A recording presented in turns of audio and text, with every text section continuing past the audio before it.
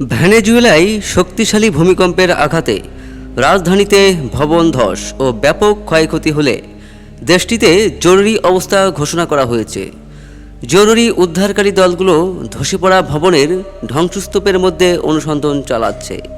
এ পর্যন্ত ৩২ জনের লাশ উদ্ধার করা হয়েছে। এছাড়া আহত হয়েছে শত শত মানুষ।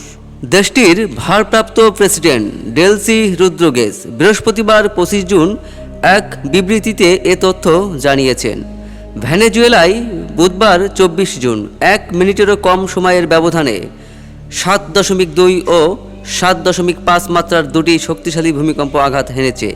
এরপর থেকে দেশটিতে ২০টিরও বেশি আফটারশক পরবর্তী কম্পন অনুভূত হয়েছে।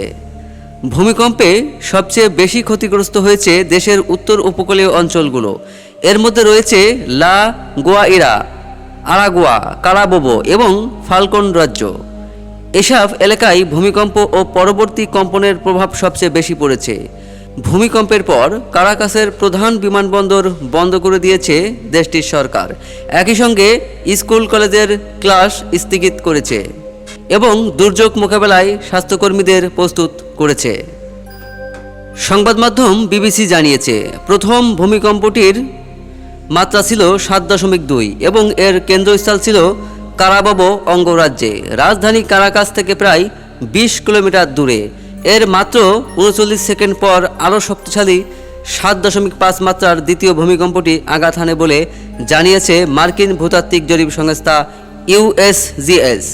ইউএসজিএস সতর্ক করে বলেছে যে ব্যাপক ক্ষয়ক্ষতি এবং বিপুল সংখ্যক হতাহতের আশঙ্কা রয়েছে।